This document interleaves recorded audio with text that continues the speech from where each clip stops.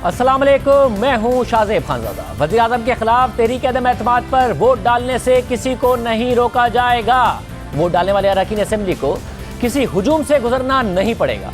आज attorney general Khalid Javed Khan ने supreme court को हुकूमत की तरफ से अहम यकीन दहानी करा दी है और साथ ही हुकूमत ने आइन के आर्टिकल 63A की तशरीह के लिए सुप्रीम कोर्ट में सदारती रेफरेंस भी दायर कर दिया है, जिसकी समाअत 24 मार्च से होगी। हुकूमत चाहती है और इसका इजहार कर रही है बार बार कि जो भी फ्लोर क्रॉसिंग करे, वज़ीर आज़म के खिलाफ तहरीक अदम एतमाद में उनके खिलाफ वोट दे तो वो ताहयात नाअहल हो। आज अदालत ने वाज़ेह कर दिया है कि वो जल्द रेफरेंस पर अपना फैसला देगी। सदारती रेफरेंस की वजह से पार्लियामेंट की कार्रवाई ताख़ीर का शिकार नहीं होगी। आज सुप्रीम कोर्ट में तहरीक अदम एतमाद से पहले सियासी जलसे रोकने के लिए सुप्रीम कोर्ट बार की दरख्वास्त पर समाअत हुई। चीफ जस्टिस उमर अता बंदियाल और जस्टिस मुनीब अख्तर पर मुश्तमिल 2 रुकनी बेंच ने समाअत की। कमरा अदालत में शहबाज शरीफ, बिलावल भुट्टो जरदारी और मौलाना फजल रहमान समेत दीगर सियासी रहनुमा भी मौजूद थे। पीपल्स पार्टी के वकील फारूक एच नाइक ने असेंबली इजलास नोटिस सुप्रीम कोर्ट में पेश कर दिया और कहा कि स्पीकर ने 14 दिन के अंदर इजलास ना बुलाकर आइन शिकनी की और आर्टिकल 6 के तहत संगीन गद्दारी के मुर्तकिब हुए। इस पर अटॉर्नी जनरल खालिद जावेद खान ने कहा कि आर्टिकल 6 की लैंग्वेज पढ़ लीजिए। जिन लोगों पर आर्टिकल 6 लगा है पहले उन पर अमल करवा लें। आर्टिकल 6 से मुतालिक फारूक एच नाइक की बात पर चीफ जस्टिस पाकिस्तान मुस्कुरा दिए। अटॉर्नी जनरल ने अदालत को बताया कि पुलिस और मुतल्लिका इदारों को अहकाम जारी कर दिए हैं। अवाम को असेंबली इजलास के मौके पर रेड जोन में दाखिले की इजाज़त नहीं होगी। जत्थों की हुकूमत की जमहूरियत में कोई गुंजाइश नहीं है। ना हुकूमत ना ही ऑपोजिशन जत्थों की सियासत करे। इख्तिलाफ राय मुहज़्ज़ब ज़बान में भी रखा जा सकता है। सिंध हाउस में जो हुआ वो अफसोसनाक था। चीफ जस्टिस ने रिमार्क दिए कि सियासी जमातें अपनी सियासी ताकत पार्लियामेंट में जाहिर करें। अदालत ने सियासी क़यादत के दरमियान सालिस का किरदार अदा करना है ताकि जमहूरियत चलती रहे। हसास वक्त में मुसालिहत के लिए केस सुन रहे हैं। अटॉर्नी जनरल ने कहा कि सिंध हाउस पर हमले का किसी सूरत दिफा नहीं कर सकता। वज़ीर आज़म को अदालत की तशवीश से आगाह कर दिया है। वज़ीर आज़म ने कहा है कि पुरतशद्दुद मुज़ाहिरे किसी सूरत बर्दाश्त नहीं। सिंध हाउस जैसा वाक़या दोबारा नहीं होना चाहिए। चीफ जस्टिस ने रिमार्क दिए कि सिंध हाउस में वाक़े पर अटॉर्नी जनरल का मौक़िफ़ खुशाइंद है। तवक्को है कि हुकूमत भी सिंध हाउस वाक़े की मजम्मत करेगी। अटॉर्नी जनरल ने कहा कि कोई रुकन इजलास में ना आना चाहे तो ज़बरदस्ती नहीं लाया जाएगा। पार्टी सरबराह आर्टिकल 63A के तहत अपना इख्तियार इस्तेमाल कर सकता है। जस्टिस मुनीब अख्तर ने सवाल किया कि कोई जमात इजलास में मुदाखलत से रोके और उसका रुकन असेंबली चला जाए तो फिर क्या होगा। इस पर अटॉर्नी जनरल ने कहा कि पार्टी पॉलिसी के खिलाफ वोट डालने वालों को रोका नहीं जा सकता। पार्टी पॉलिसी के खिलाफ वोट डालने पर आर्टिकल 63A की कार्रवाई होगी। अरकान असेंबली को असेंबली पहुंचने में रुकावट पैदा करने के मसले पर वज़ीर आज़म से बात की है। हल्फन कहता हूँ कि इजलास के दिन किसी को असेंबली आते वक्त हुजूम से गुजरना नहीं पड़ेगा। तहरीक अदम एतमाद के दिन बाहर कोई हुजूम नहीं होगा। जैसे मुनीब अख्तर ने इस पर रिमार्क दिए कि सिर्फ तहरीक अदम एतमाद के दिन नहीं, बाकी इजलास के दिनों में भी हुजूम नहीं होना चाहिए। अटॉर्नी जनरल ने सुप्रीम कोर्ट में यकीन दहानी कराई कि किसी भी दिन बाहर हुजूम नहीं होगा। तमाम अरकान असेंबली बगैर किसी रुकावट के असेंबली आ जा सकेंगे। आइन की कोई शिक किसी मुनहरिफ रुकन को वोट डालने से नहीं रोकती। चीफ जस्टिस ने रिमार्क दिए कि सदारती रेफरेंस पर लार्जर बेंच तश्कील देंगे। एडवाइजरी इख्तियार में सदारती रेफरेंस आया है। हमारा लहजा भी एडवाइजरी है। आप देख लें हम कितनी मिठास से बात कर रहे हैं। ये सिर्फ कानूनी मसला नहीं, सियासी मसला भी है। सियासत में तकब्बुर नहीं होता। अगर हम सब आपस में अफ़ाम तफ़हीम से रहें तो जमहूरियत चल सकती है। जो भी एहतजाज और जलसे हों ज़िला इंतज़ामिया की मुशावरत से हों। एक जमात जहां जलसा कर रही हो वहां दूसरी को इजाज़त नहीं होगी। दोनों फरीक़ैन के जलसों की टाइमिंग अलग हो ताकि तसादुम ना हो सके। तमाम फरीक़ैन तहम्मुल का मुज़ाहिरा करें। लोगों को लाकर किसी वोट डालने वाले को रोकने की इजाज़त नहीं देंगे।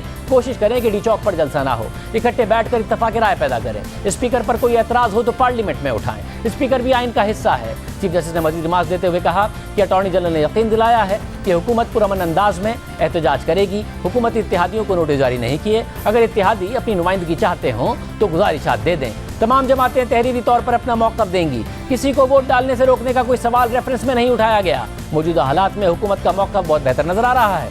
चीफ जस्टिस ऑफ पाकिस्तान ने यह भी वाज़ेह कर दिया कि कोशिश करेंगे कि जल्द रेफरेंस पर अपना फैसला दें। सदारती रेफरेंस की वजह से पार्लियामेंट की कार्रवाई ताख़ीर का शिकार नहीं होगी। इसके बाद सुप्रीम कोर्ट ने केस की समाअत 24 मार्च तक मुलतवी कर दी। हुकूमत ने सदारती रेफरेंस में सुप्रीम कोर्ट से राय मांगी है कि अगर कोई रुकने पार्लियामेंट फ्लोर क्रॉसिंग करके वज़ीर आज़म के खिलाफ वोट देगा तो उसका वोट गिना जाएगा या नहीं, और वो शख्स डी सीट या ताहयात नाअहल करार पाएगा। हुकूमत का मौक़िफ़ है कि जो नाअहली है वो ताहयात होनी चाहिए। इस पर बात करेंगे। आज अदालत के सामने अपना मौक़िफ़ रखने वाले attorney general of Pakistan Khalid Javed Khan साहब हमारे साथ मौजूद हैं। खालिद जावेद खान साहब बहुत शुक्रिया मुझे ज्वाइन करने के लिए। खान साहब, ज़ाहिर है जो रेफरेंस में सवाल अदालत के सामने रखा गया है और हुकूमत अब ये केस भी बिल्ड कर रही है हुकूमती वज़रा की ताहयात इसकी नाअहली हो, इसके हवाले से हम चाहते हैं कि हम अदालत में गए हैं। क्या जो पार्लियामेंट्री डेमोक्रेसी है वहां पर दुनिया में क्या और मिसालें मौजूद हैं जहां पर अगर कोई रुकन अपनी पार्टी के खिलाफ वोट दे और वो ताहया डिस्क्वालीफाई हो जाए? क्या ऐसी मिसालें मौजूद हैं? देखिए, हमारा अपना कॉन्स्टिट्यूशनल स्ट्रक्चर है और हम अपना एक हमारा ख़ास सियासी पस मंज़र भी है।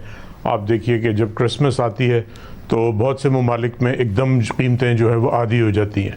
हमारे यहाँ जब रमज़ान करीब आता है तो कीमतें एकदम बढ़ जाती हैं। तो हर मुल्क का आइन और सोसाइटी उसके एक अपना कॉन्टेक्स्ट है। हमें अपनी कॉन्स्टिट्यूशन की लैंग्वेज के मुताबिक अगर देखें तो क्योंकि एक हॉर्स ट्रेडिंग या डिफेक्शन या फ्लोर क्रॉसिंग एक ऐसा कैंसर सुप्रीम कोर्ट ने इसको कहा है और बहुत अरसे से तकरीबन हर इलेक्टेड गवर्नमेंट जो है उसके शिकार हुई है और आइनी तरामीम 2 दफ़ा आई। उससे पहले कानून मौजूद था लेकिन आज भी उतनी ही शिद्दत के साथ है। आपको याद होगा कि पिछले साल सेनेट के इलेक्शन हुए थे और उस वक्त वीडियोज़ भी आई थी, ऑडियोज़ भी आई थी, खुले आम एक बाज़ार लगा हुआ था, काफ़ी स्ट्रॉन्ग सबूत भी थे और वो एग्जैक्टली वहीं खड़े हुए जहां हम पिछले साल थे। तो एक ये अपॉर्चुनिटी है आर्टिकल 63A की इंटरप्रिटेशन के लिए और सुप्रीम कोर्ट के क्योंकि कई बड़े इंपॉर्टेंट केसेस में आर्टिकल 62 की भी तशरीह हुई है। तो गवर्नमेंट का ख्याल है कि 63A और 62 को अगर मिला के पढ़ा जाए तो एक केस बिल्ड किया जा सकता है कि ये सिर्फ डिफेक्शन या फ्लोर क्रॉसिंग का कॉन्सिक्वेंस ये नहीं होना चाहिए कि डिसीट हों और थोड़े दिन बाद दोबारा जो है आप आके अवेलेबल हों, अपने आप को एक बार फिर ऑफ़र करें डिफेक्शन के लिए और ये परपेचुएटिंग सिस्टम, ये जो है परपेचुअल हमेशा के लिए सिस्टम चलता रहे। तो एक बेहतर ये है कि अगर एक डिटेरेंस होगा, एक दफ़ा ये पता होगा कि लाइफ डिस्क्वालिफिकेशन है तो शायद ये प्रैक्टिस ख़त्म हो जाए और ये कॉन्शियंशियस जो ऑब्जेक्टर्स हैं, मेंबर्स जिनका ज़मीर जागता है, उनके लिए तो कोई इशू ही नहीं है। जिस मौके पे उनको अगर एतराज़ हो पार्टी से अपनी सीट से इस्तीफ़ा दें, दोबारा इलेक्शन करा के वापस आएँ और इज़्ज़त के साथ हाउस में अपनी पोजीशन लें। खान साहब, मगर आइन में ही एक रास्ता दिया गया है कि अगर हाउस का कॉन्फिडेंस कमांड नहीं करता है प्राइम मिनिस्टर तो उन्हें हटाने का एक रास्ता हो। आप दुरुस्त कह रहे हैं, फ्लोर क्रॉसिंग के लिए पैसा चलना, ये सारी चीज़ें, हॉर्स ट्रेडिंग, इसको रोकना बहुत ज़्यादा लाजमी है। मगर जो आइन ने रास्ता दिया है प्राइम मिनिस्टर को हटाने का, फिर वो कैसे रहेगा? अगर कल को एक सिंपल मेजॉरिटी वाला प्राइम मिनिस्टर आ जाए और वो हाउस का कॉन्फिडेंस खो दे, हाउस के लोगों को लगे कि जी हमने जिस मकसद के लिए इस प्राइम मिनिस्टर को वोट दिया था वो मकसद नहीं सर्व कर रहे हैं, तो फिर उन्हें हटाने का क्या तरीका होगा अगर एक सिंपल मेजॉरिटी वाला प्राइम मिनिस्टर है? क्योंकि उसके खिलाफ वोट देने पर अगर लाइफ टाइम डिस्क्वालीफाई हो जाना है किसी को। देखिए, जो हटाने के लिए है वो आर्टिकल 95, उसमें बड़ा स्पेसिफिक तरीका दिया हुआ है किस तरह हटाया जाए। जो डिफेक्शन का है क्लॉज वो है 63A और उसमें स्पेसिफिकली लिखा है कि प्राइम मिनिस्टर की इलेक्शन या नो कॉन्फिडेंस के लिए अगर ये एक बेसिकली देखिए इसको तशरीह इस तरह करनी है कि क्या ये एक सिंपल रास्ता है to be overcome by losing your seat, कि आप एक ये छोटी सी आपके रास्ते में एक चीज़ हायल है, एंटी डिफेक्शन क्लॉज, आप अपना फॉर वट एवर रीज़न अपना वोट जो है आप ट्रेड कीजिए और फिर वापस आ जाइए, या 63A को एक कॉन्स्टिट्यूशनल स्कीम का एक ऑब्जेक्टिव जिसका ये था कि हॉर्स ट्रेडिंग या फ्लोर क्रॉसिंग डिफेक्शन की लानत को हमेशा के लिए ख़त्म करना है। अगर पहली तशरीह सही है तो बिल्कुल सही है कि जी आप जिस पार्टी के प्लेटफॉर्म से इलेक्ट हों वहाँ आप उस पार्टी को छोड़ दें फॉर वट एवर रीज़न, पैसे के लिए या जिस चीज़ के लिए भी, और फिर दोबारा आप इलेक्ट होकर वापस आ जाएं, वो गवर्नमेंट भी गिरा दें। दूसरी सोच ये है कि नहीं, ये एक कर्ज था, एक कैंसर था, बहुत अरसे से एंटी डिफेक्शन क्लॉज की ज़रूरत थी और ये आया भी। अब उसको कितना मौसर बनाया जा सकता है और उसको मौसर तरीन बनाने का तरीका यह है कि उसको सिर्फ इस तरह न ट्रीट किया जाए कि आपकी मौजूदा सीट भी जाएगी। आपको 62(1)(f) के तहत ये कहा जाए कि जी ये इनमें तमाम वो क्वालिटीज़ अब ख़त्म हो चुकी हैं और सुप्रीम कोर्ट ने इसकी तशरीह ये की है कि जिन लोगों में वो क्वालिटीज़ ख़त्म हो जाए जो 62(1)(f) में लिखी हुई हैं तो फिर वो नाअहली जो है वो ताहियात है। तो हमारा जो कोर्ट के सामने केस है वो ये है कि क्या 63A स्टैंड अलोन प्रोविज़न है, ये 63A एक लार्जर स्कीम का हिस्सा है जिसमें 62(1)(f) भी है और दोनों को मिलाने के पढ़ने के बाद ना सिर्फ सीट जाएगी, ये सारी ज़िंदगी के लिए आप पार्लियामेंट के दरवाजे आपके लिए बंद हो जाएंगे। ये बुनियादी सवाल है। अगर आइन का ये स्प्लिट होता खान साहब तो आइन बनाने वाले यही ना कर देते कि जी आप फ्लोर क्रॉसिंग कर ही नहीं सकते, अगर आपको किसी पार्टी से इख्तिलाफ है तो आप पहले रिज़ाइन करेंगे करेंगे, फिर आप इलेक्शन लड़ेंगे और उसके बाद आप आकर नो कॉन्फिडेंस में हिस्सा ले सकते हैं। इसका फिर रूम ही क्यों छोड़ा गया? देखिए, आइन का स्पिरिट तो ये था कि आपको याद होगा कि पिछले साल जब गवर्नमेंट ने एक रेफरेंस फाइल किया था सीक्रेट बैलेट के लिए, बड़ी सिंपल लैंग्वेज थी और उसमें लोगों ने कहा था कि ये आधे घंटे का केस है और ये ख़त्म हो जाएगा, ऐसा कुछ नहीं है। लेकिन सुप्रीम कोर्ट ने कई हियरिंग के बाद उसकी तशरीह की कि वोट तो जो है सीक्रेट होगा लेकिन ट्रेसेबल होगा, और ट्रेसेबल जो असल स्पिरिट था वो इसलिए था कि वो वोट बिके ना। तो यहाँ भी हमारा केस बिल्कुल वैसा ही है कि आइन की जो लैंग्वेज है उसमें तो ये लिखा है कि जी आप वोट दे सकते हैं खिलाफ अगर सीट लूज कर जाएंगे, लेकिन अगर हम, जैसे मैंने अर्ज किया कि अगर हम इसको पूरे आइन को पढ़ें और बिलखुसूस एक क्वालिफिकेशन के लिए, ये क्वालिफिकेशन का स्टेज आएगा आपके डी सीट होने के बाद, तो उस दिन क्या ये आपकी जो पिछली डिफेक्शन है वो आपकी राह में ताहयात हायल होगी या उसको ट्रीट किया जाएगा कि वो एक बिल्कुल एक नॉर्मल सा प्रोसीजर था, मैंने जो है आइन को तोड़ा, आइन के स्पिरिट को तोड़ा, डिफेक्शन की, और ये कोई ऐसी बुरी चीज़ नहीं है कि जिसको ताहयात नाहली से डिस्करेज किया जाए। तो ये बुनियादी सवाल है कि जैसे मैंने अर्ज किया कि 63A और 62, क्योंकि 63A में ये नहीं लिखा है कि ये एक स्टैंड अलोन प्रोविजन है, वरना उसमें बड़ा आसान था, वो लिख देते कि जब आपकी डी सीट हो जाएंगे तो उसके बाद आप दोबारा इलेक्ट होकर वापस भी आ जाएंगे। वहाँ ऐसा कुछ नहीं लिखा। वापस आने के लिए आपको 62 पे जाना पड़ेगा। आर्टिकल 62 की अपनी लवाजमात है, बिलखुसूस 62(1)(f। तो हमारा केस ये है कि 63A स्टैंड अलोन नहीं है। आज तो वो डिस्क्वालीफाई डी सीट होके चले गए, लेकिन जब वो अगली 1 महीने बाद या 2 महीने बाद बाय इलेक्शन में आएंगे तो क्या 62(1)(f उनकी राह में हायल होगा ताहयात नाहली की शक्ल में या नहीं होगा? ये है बुनियादी सवाल। ये एक ऐसे वक्त में है जब पहले ही हुकूमत के एक सेनेटर डिस्क्वालीफाई हुए, फैसल बाउडा साहब, और उनके जो वकील हैं वसीम सज्जाद साहब, वो अदालत में ये कह रहे हैं कि जी बड़े से बड़े जुर्म की ये सज़ा नहीं है और किसी को लाइफ टाइम जो डिस्क्वालीफाई करना है वो तो उसकी सज़ाए मौत के बराबर है किसी भी सियासतदान के लिए जो उसकी सियासी ज़िंदगी होती है। और उसी वक्त हुकूमत चाह रही है कि जो फ्लोर क्रॉसिंग है जिसकी आइन में उस तरीके से सज़ा नहीं लिखी गई है उसको उसी तरीके से पढ़ा जाए और लाइफ टाइम डिस्क्वालिफिकेशन। आप समझते हैं ये दुरुस्त होगा? क्योंकि एक डिबेट तो ये है कि लाइफ टाइम होनी नहीं चाहिए। देखिए, फैसल बाउडा साहब का केस वो भी पेंडिंग है। मैं सिर्फ उसके बारे में इतना कहूँगा कि बुनियादी उसमें जो केस है वो ये कि क्या इलेक्शन कमीशन 62(1)(f की जो प्रोविज़न है उसके अंदर एक अदालत है जो ये डिक्लेरेशन दे सकती थी इलेक्शन कमीशन। उनका केस ये है कि अदालत नहीं है।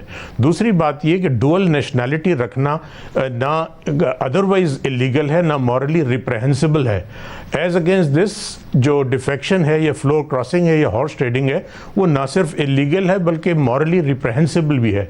तो दोनों को कंपेयर नहीं किया जा सकता। लेकिन सवाल सिर्फ ये उठ रहा है कतक गुलामी की माजरत बाउडा साहब का केस ये कि उन्होंने डुअल नेशनल थे मगर बताया नहीं था, उस वक्त तक उनकी नेशनलिटी खत्म नहीं हुई थी, इसलिए सादिक और अमीन के क्राइटेरिया पर पूरे नहीं उतरते, गलत बयानी की। मगर उनके वकील कह रहे हैं कि ये जो है सजाए मौत के बराबर है किसी सियासी के किसी को लाइफ टाइम बैन कर दिया जाए। नहीं, उनका जो हाई कोर्ट ने व्यू लिया वो इसलिए था कि सुप्रीम कोर्ट का एक जजमेंट था जिसमें सुप्रीम कोर्ट ने कहा था कि एफिडेविट फाइल किए जाएंगे और एफिडेविट अगर सच्चा नहीं है तो फिर 62(1)(f लगेगा या नहीं, वो एक सवाल है। तो वो सवाल बिल्कुल इस बात के बिल्कुल रेलेवेंट है कि अगर क्या सुप्रीम कोर्ट की जो डायरेक्शन पे अगर कोई एफिडेविट फाइल किया जाए वो ऐसा इलीगल मॉरली रिप्रेहेंसिबल कॉन्डक्ट है या इसके लिए कोई लॉ में और प्रोविजन दी है। मेरी ज़ाती राय ये कि लॉ में अगर कोई झूठा एफिडेविट देता है उसके लिए एक स्पेसिफिक प्रोविजन मौजूद है और जहाँ तक तौहीन अदालत है उसके लिए कंटेम्प्ट का लॉ मौजूद है। यहाँ सवाल ये है कि क्या डिफेक्शन करना एक ऐसी एक्टिविटी है कि जिसका टोटल कॉन्सिक्वेंस ये होना चाहिए कि आप डिसीट हों और उसके बाद सुरखरू होकर आप वापस आ जाएं, या ये ऐसी चीज़ है कि that should chase you for the rest of your life और rest of your political career. Because 62(1) आज तक किसी केस में इस बात की तशरीह नहीं हुई है कि 63A जो है वो स्टैंड अलोन प्रोविज़न है या उसको 62 की जो रिस्ट्रिक्शंस के साथ पढ़ा जाएगा। तो हम सिर्फ उसकी तशरीह चाहते हैं। जहाँ तक आपने कहा कि किस मौके पर किया गया है, तो शाहज़ेब साहब मैं किसी पार्टी की वकालत नहीं कर रहा हूँ। ये इस हॉर्स ट्रेडिंग शेडिंग की विक्टिम एक वक्त में पाकिस्तान पीपल्स पार्टी भी रही है, एक वक्त में पाकिस्तान मुस्लिम लीग नून भी रही है, एक वक्त में अब PTI भी है। अगर ये तशरीह होगी तो ये सिर्फ मौजूदा हुकूमत या किसी एक पर्टिकुलर पार्टी के लिए नहीं होगी, ये हमारे पॉलिटिकल प्रोसेस के लिए होगी। और ये तमाम पॉलिटिकल पार्टीज़ को जो आज इसको अपोज कर रही हैं at one point of time in past और इन फ्यूचर, ये इनके लिए मसला है।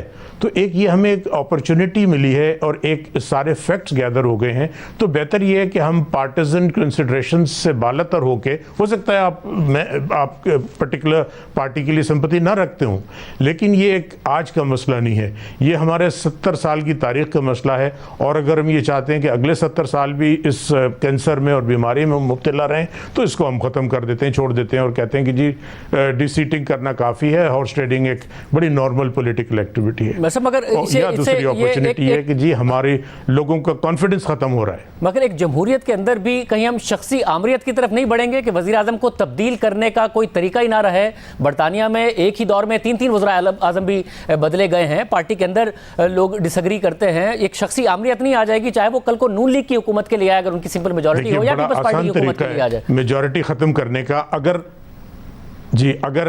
किसी पार्टी के अंदर जो मेंबर्स हैं वो डिसएग्री करते हैं और उनकी मेजॉरिटी ख़त्म करना चाहते हैं, बड़ा सिंपल तरीका है, अपनी सीटों से इस्तीफा दे दें, उनकी मेजॉरिटी ख़त्म हो जाएगी। वैसे मगर फिर वो एक माइनॉरिटी गवर्नमेंट होगी, फाइनेंस बिल पे अगर उसका डिफीट हो जाए वो गवर्नमेंट ख़त्म हो जाएगी। फिर अगर लेकिन तरीका ये बेहतर नहीं है कि ऐसे क्रिटिकल, सवाल फिर यही है कि अगर ऐसा होता तो आइन में वाज़े तौर पर ना लिख दिया गया होता कि जी नो कॉन्फिडेंस का एक ही तरीका है, और वो तरीका यह है कि आप पहले सीट छोड़ेंगे और उसके बाद जीत कर आएंगे।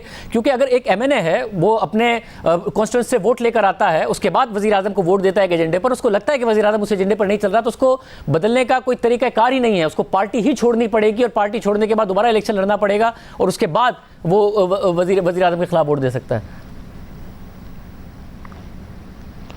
देखिए, जो आपने सवाल किया जो मुझे समझ में आया, बिकॉज ऑफ ये डिस्टर्बेंस नहीं क्लियर था, लेकिन जो आपका सवाल है कि अगर आइन में सिर्फ यही तरीका होता, आइन में तरीका है 95 में जो नो कॉन्फिडेंस का, और इसमें कोलिशन गवर्नमेंट भी होती हैं। अगर कोलिशन पार्टनर्स चले जाते हैं उस पर 63A का कोई सवाल लागू नहीं होता।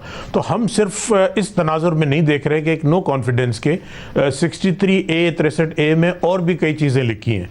उसमें 63A1 जो है वो उसका हाउस की वोटिंग से कोई ताल्लुक नहीं है। वो ये है कि आप अगर दूसरी पार्टी ज्वाइन कर लेते हैं या अपनी पार्टी से इस्तीफा दे देते हैं, वो बगैर किसी वोट के भी जा सकता है। तो आइन की स्कीम ये थी कि कुछ ख़ास कंटिजेंसीज में अपने जो अराकीन हैं, सिर्फ अपने अराकीन, अपने पार्टनर्स को या इंडिपेंडेंट पार्टीज़ जो ग्रुप हैं उसको नहीं, उनको डिसिप्लिन करना है कि इन इश्यूज़ पे आपकी आज़ादी नहीं है। और बिलखुसूस जब इसमें नो कॉन्फिडेंस का डाला गया है तो इसका मतलब ये है कि 95 का स्पिरिट ये है कि आप अपने मेंबरान की वोट से अगर इलेक्ट हुए हैं तो उनके वोट से नो कॉन्फिडेंस कामयाब नहीं होगी। इफ इट्स अ कोलिशन तो वो यकीनन जा सकती है, वरना तो फिर यहाँ से नो कॉन्फिडेंस का प्रोविजन निकाल देते और लिखते कि जी सिर्फ 95 में दिया हुआ है। और क्योंकि 95 का स्पिरिट ये है कि अपनी पार्टी के लोग भी निकाल सकते हैं, तो उसमें 63A में इसकी कोई जगह नहीं है। बट बड़ा सोचने समझने के बाद, बड़ी तवील बहस के बाद इस पर यह तय हुआ कि नो कॉन्फिडेंस मोशन को 63A के एम्बिट में लाया जाएगा। तो वो दलील जो है कि क्योंकि हमेशा के लिए रास्ता बंद हो जाएगा, अगर 63A को इंडिपेंडेंटली पढ़ा जाए, वो पार्लियामेंट्री जब अमेंडमेंट आया तो उन्होंने खुद ख़त्म किया इस पॉसिबिलिटी। दुरुस्त, यानी कि सब अगर हुकूमती मौक़िफ़ मान लेती है अदालत, तो कल को अगर किसी भी जमात की सिंपल मेजॉरिटी वाली हुकूमत आ जाए, कोलिशन हुकूमत ना हो, तो फिर नो कॉन्फिडेंस का रास्ता यही होगा कि उसकी अक्सरियती जमात के लोग पहले रिज़ाइन करेंगे, फिर इलेक्ट होकर आएंगे, फिर उस वज़ीर आज़म को निकाला जा सकेगा। अदरवाइज सिंपल मेजॉरिटी वाली हुकूमत को नो कॉन्फिडेंस नहीं हो पाएगा। ये 63A की मौजूदगी में मेरे ख्याल में ऐसा ही है, वरना 63A जो है बिल्कुल मीनिंगलेस बन जाएगा। हाल ही में बलूचिस्तान में हुकूमती जमात के अरकान वज़ीर आला के खिलाफ अदम एतमाद लेकर आए थे, फिर इस वजह से वज़ीर आला को इस्तीफा देना पड़ा, तो वहाँ पर भी फिर ये अप्लाई हो जाएगा, वज़ीर आला भी नहीं बदले जा सकेंगे। ये प्रिंसिपल अप्लाई करता है और ये चीज़ क्योंकि चैलेंज नहीं हुई, अब ये सुप्रीम कोर्ट के सामने ये मामला आया है, तो वो सुप्रीम कोर्ट इस पे दलाइल सुनने के बाद इसका फैसला करेंगे। बहुत शुक्रिया, अटॉर्नी जनरल हमारे साथ मौजूद थे, गुफ्तगू आपने सुनी। इस वक्त जो अरकान हैं, जो मुनहरिफ हैं, क्या वो डर रहे हैं कि उनकी लाइफ टाइम डिस्क्वालिफिकेशन हो जाएगी? वज़ीर आज़म ने कहा भी है मैं बाप की तरह हूँ, वापस आ जाओ, माफ़ कर दूंगा, तो सोच रहे हैं, बात करेंगे बेगम। सारी सूरत हाल में मुनहरिफ अराकीन का क्या फैसला होगा? अटॉर्नी जनरल साहब की गुफ्तगू आपने ब्रेक से पहले सुनी। हमारे साथ अहमद खान दहेड़ साहब मौजूद हैं, आप रुकने कौमी असम्बली तहरीक इंसाफ हैं। रमेश कुमार साहब मौजूद हैं, रुकने असम्बली तहरीक इंसाफ। नूर आलम खान साहब मौजूद हैं, रुकने कौमी असम्बली तहरीक इंसाफ। आप तीनों का बहुत शुक्रिया। पहले आपसे दहेड़ साहब, ज़ाहिर हुकूमत ने अदालत से रुजू कर लिया है कि लाइफ टाइम डिस्क्वालिफिकेशन हो जाए अगर कोई फ्लोर क्रॉसिंग करे वज़ीर आज़म के खिलाफ नो कॉन्फिडेंस में, मगर साथ ही वज़ीर आज़म कह रहे हैं कि जो भी हुआ हो गया, मैं बाप की तरह हूँ, माफ़ करने को तैयार हूँ, वापस आ जाओ। आप सोच रहे हैं इस हवाले से? असल में वज़ीर आज़म साहब जो है ना, इन हालात को समझ नहीं रहे। देखें, इस वक्त 1.5 से 2 साल की हुकूमत अभी बाकी है। ये उन लोगों के बारे में ज़रूर वज़ीर आज़म साहब बात कर सकते हैं जो आखिरी टाइम पे छोड़ के फिर दूसरी पार्टी में चले जाएं। 5 साल वो अपनी हुकूमत में फ़ायदे लें। यहाँ 1.5 साल की हुकूमत पड़ी है, 1.5 साल में कितने फ़ंड्स आने हैं, और खान साहब ने खुद कहा है कि हम आखिरी साल में सबसे ज़्यादा फ़ंड्स देंगे। तो ये तो हुकूमत छोड़ के जा रहे हैं। इस वक्त ये लोग अपोजिशन में जा रहे हैं, हुकूमत छोड़ के जा रहे हैं, जिनके ऊपर ये पैसों के इल्ज़ाम लगा रहे हैं। मेरा सवाल ये है कि 1 साल पहले, 6 महीने पहले इन्होंने वो 7 MPAs जो नून लीग के तोड़े हैं, तो वो वज़ीर आज़म साहब से हम सवाल करते हैं उन्होंने कितने पैसे दिए हैं। मकसद ये है कि क्या ये सारा कुछ पैसों के साथ ही होता है? बात ये है कि पहली बात तो ये है कि मैं तो ना सिंध हाउस गया हूँ, ना मैं किसी अपोजिशन वाले से मिला हूँ, और मैं तो अब 3 साल से इनको से शिकायत कर रहा हूँ कि मेरे मसाइल हैं वो हल करें। मैं तो इसलिए कि MNAs की ये सुनते नहीं हैं, और जब कोई वोट देना होता है या कोई हुकूमत को कुछ चाहिए होता है तो हमारे काम हो जाते हैं। उस हवाले से मैं इनसे मुतालबा कर रहा था मेरे काम करें। 3 महीने पहले से मैं असम्बली में नहीं जा रहा। इसका अदम एतमाद से तो कोई ताल्लुक ही नहीं है। इन्होंने मुझे भी उसी लाइन में करके इन्होंने हुक्म दिया अपने जो इनके वो एक गुंडा गर्द एक ब्रिगेड है उनको कि इनके घरों पे हमला कर दे। उन्होंने हमारे घरों पे हमला कर दिया, हमारे ऊपर इल्ज़ाम लग गया कि पैसे दिलवा दिए हैं। मैंने तो अभी 1 महीना पहले अपनी 4 कनाल ज़मीन 1122 सेंटर को मैंने वक्फ की है, जिसकी कीमत है 40 करोड़। हम तो अल्लाह की मेहरबानी से देने वाले हैं, लेने वाले तो कभी नहीं है। हम वैल्यूज़ वाले लोग हैं, हम जिम्मेदार लोग। फिर इस सूरत हाल में तो आप आइडियल पोजीशन में हैं, इतने सारे नाराज अराकीन हैं, अगर आपकी बातें मान ली जाती हैं तो आप फिर वापस चले जाएंगे? वज़ीर आज़म कह रहे हैं वापस आ जाएं, वरना लाइफ टाइम डिस्क्वालिफिकेशन हो सकती है आपकी। देखें, बात डिस्क्वालिफिकेशन की नहीं है, बात सियासत की नहीं है, बात हुकूमत की नहीं है, बात इज़्ज़त की है। जब आप किसी को बगैर किसी जुर्म के उसको आप कहेंगे कि इसने पैसे ले लिए हैं, अब ये झूठा इल्ज़ाम लगाना, अल्लाह के नज़दीक भी आप मुजरिम हो रहे हैं। कोई आपके पास सबूत है तो आप वो पेश करें। मैं हैरान हो गई तो कि मेरे प्राइम मिनिस्टर को क्या हो गया है कि इस तरह की बातें कर रहे हैं। उधर से कह रहे हैं हमें कि जी आपके बच्चे जो हैं ये जो है ना, बच्चों की शादियां नहीं करवा सकोगे आप, उनके निकाह नहीं हो सकेंगे, अब सुन्नत रसूल के तहत निकाह नहीं हो सकेंगे। अब इस बहकावे में आके जो शरारती अनासर जो जाके कोई हमला करते हैं, किसी पे ज्यादती करते हैं या किसी को करते हैं, तो उसका जिम्मेदार कौन होगा? मतलब प्रोवोक कर रहे हैं। अगर ये कर रहे हैं तो मैं समझता हूँ प्राइम मिनिस्टर साहब को एक इस तरह का सबूत नहीं देना चाहिए। उधर से कह रहे हैं हमारी औलाद हैं, उधर से वो हमारी जो MNA खातून हैं उनके घरों में बंदे घुस गए हैं, उनकी बेटियां वहाँ पे थीं। क्या बाप ऐसे होते हैं कि जहाँ बेटी, अगर MNA उनकी बेटी है या उसकी बेटियाँ उनकी बेटी हैं तो उनके घर बंदे घुसा दिए हैं? बाप ऐसे होते हैं? मैं इंतहाई सरापा एहतजाज हूँ प्राइम मिनिस्टर के। हम तो प्राइम मिनिस्टर के साथ खड़े हैं। हमने तो कभी नहीं कहा हम प्राइम मिनिस्टर इनको छोड़ रहे हैं PTI को। ये आम बात है, आपका मौका है। नूर आलम खान साहब, आप क्या कहिएगा? एक तरफ वज़ीर आज़म कह रहे हैं बाप की तरह हूं, मैं माफ़ कर दूंगा, वापस आ जाओ। दूसरी तरफ सुप्रीम कोर्ट चली गई है, हुकूमत लाइफ टाइम डिस्क्वालिफिकेशन के लिए जो फ्लोर क्रॉसिंग करेगा। आप क्या सोच रहे हैं? बात यह है कि हम PTI के MNA हैं, लेकिन वापस कहाँ पे जाएं, क्या लोगों के कदमों में जाएं, वो हम नहीं चाहते। हाँ, दूसरी बात यह है कि वालिद का, मेरा तो एक ही वालिद, अपने बाप एक ही बाप होता है और वो है। हाँ, बुजुर्गों की हैसियत से उनके लिए उसमें बहुत बड़ी हैसियत चाहिए होती है। उसमें लोग झूठ नहीं बोलते, किसी पे गलत तोहमत नहीं लगाते, किसी के साथ बदतमीजी नहीं करते। यहाँ पे तो माँ बहन बेटियों की गालियां और वो होती हैं। जहाँ तक कहा जाता है कि किसी की बेटी की शादी नहीं होगी, बेटे की शादी हो, भाई ये हम लोग सियासी लोग हैं, हम कोई दुश्मनियां नहीं कर रहे हैं। ये जो माँ बहन की और बेटियों की गालियां दी हैं और उसके बाद आप ये सोचते हैं, मैं हैरान हूं कि ये किस मुंह से वो कर रहे हैं। मैं कोर्ट में केस करूंगा क्योंकि ये जो बेइज्जतियां हुई हैं, इन्होंने जो इल्जाम लगाया है लोगों ने गलत पैसों का, ये हमें सबूत देंगे। आजकल कुछ लोग का ये सोच होता है कि जैसे कि वो बंदों को शेरू की तरह ट्रीट करने पे लगे होते हैं। शेरू आप जानते हैं क्या है? शेरू इंसान को, अगर आप इंसान की इज्जत से वो मिलते और आप अगर कुत्ते की नजर से नहीं देखते तो आज ये हालात नहीं होते। लोग कुत्तों की तरह ट्रीट ना किया जाए। सर, तो आपका फिर फैसला नहीं बदलेगा एतमाद के हवाले से और पार्टी के हवाले से? तो ये है ना जी कि जब हम पार्लियामेंट में जाएंगे इंशाल्लाह उस वक्त फैसला होगा। जो हमने अपील की थी कि चीफ जस्टिस साहब यहाँ पे लोगों को रोकने की कोशिश, तो उनके हम शुक्रगुजार हैं सारे पार्लियामेंटेरियंस को। उन्होंने अपने रिमार्क्स में आज दिया है कि किसी भी पार्लियामेंटेरियन को नहीं रोका जाएगा, और इवन जाते हुए भी और वापस आते हुए भी। और दूसरी बात यह है कि वहां पे कोई भी हजूम नहीं होगा। तो ये बड़ी बात है। 63A में जो भी अगर कोई वोट देगा तो उसको पता होगा। हाँ, ये बात है, आप से पूछ सकते हैं क्या आप इलेक्शंस अगली मर्तबा इस पार्टी से लड़ेंगे? तो मैं आपको ये बता सकता हूं कि अगर आप किसी की माँ बहन बेटियों को गालियां देंगे, आप उसको वो करेंगे, वो आपकी पार्टी के, या वो आपकी पार्टी के खिलाफ फिर ही लड़ेगा, चाहे वो आजाद हो, 100 मर्तबा हार जाए, लेकिन वो लड़ेगा फिर आपके खिलाफ।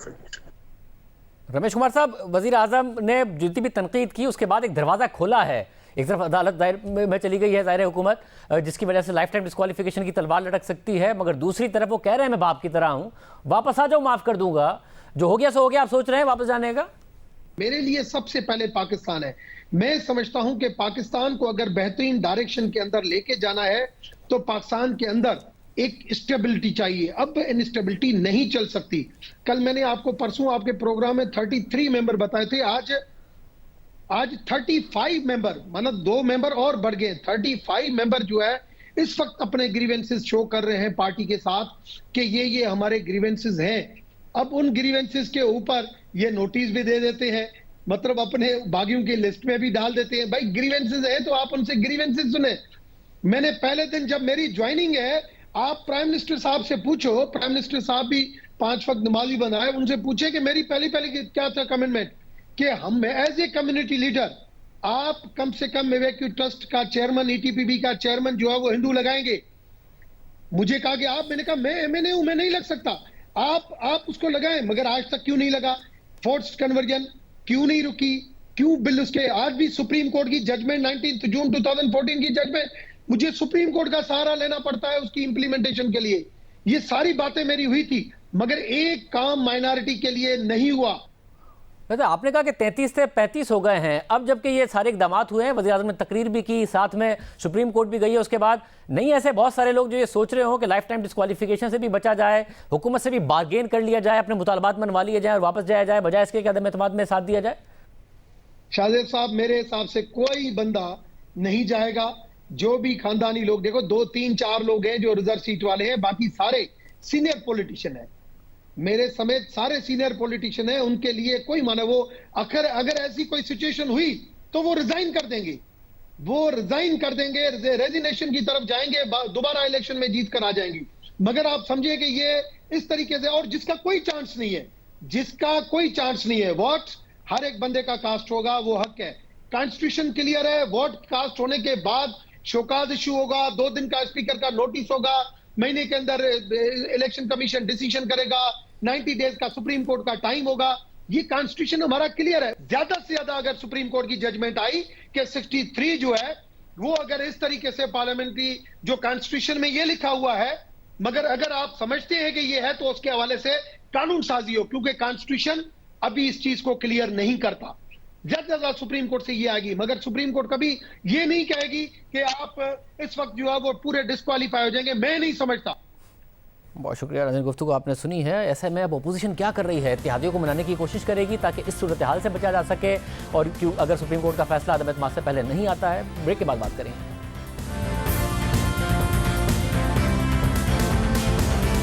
वतन नून लीग के सीनियर रहनुमा राना सनाउल्लाह साहब मौजूद हैं। राना साहब बहुत शुक्रिया मैं शो में ज्वाइन करने के लिए। राना साहब, हुकूमत ने तो बाकायदा अब अदालत भी चली गई है और एक तलवार लटका दी है कि लाइफ टाइम डिस्क्वालिफिकेशन हो, तो ये जो लोग हैं तहरीक इंसाफ के, इनके दिलों में ये डर नहीं होगा कि जी नून लीग के लिए या पीपल्स पार्टी के लिए ये काम करेंगे हम और लाइफ टाइम डिस्क्वालीफाई हो जाएंगे, अब आपको इत्यादियों को नहीं मनाना पड़ेगा? देखें शाहजेब, ये लोग जो हैं जिनमें से 13 लोगों ने तो अपने आप को जो है वो ओपन या एक्सपोज कर लिया है और उन्होंने मीडिया के सामने आके अपना मौक़िफ़ जो है वो पेश किया है और इस जाबर हुक्मरान के ख़िलाफ़, ज़ालिम हुक्मरान के ख़िलाफ़, मुतकब्बर और करप्ट हुक्मरान के ख़िलाफ़ उन्होंने जो है वो सामने खड़े होके उसके ऊपर जो है वो अदम एतमाद किया है, उसकी पॉलिसियों को गलत कहा है, उनसे इनहराफ किया है। तो ये वो लोग हैं जो इस जाबर हुकूमत के ख़िलाफ़ जो है उसे छोड़ के उसके सामने खड़े हुए हैं।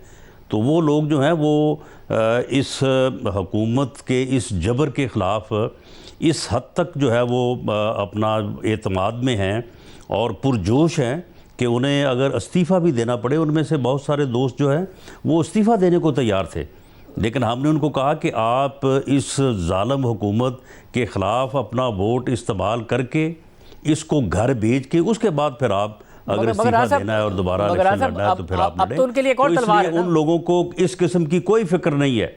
सब फिक्र कैसे नहीं, ये कोई लाइफ टाइम डिस्क्वालीफाई क्यों अगर एक आपके आदमी लिए? जो है वो अपने सुन लें अगर एक आदमी जो है वो अपनी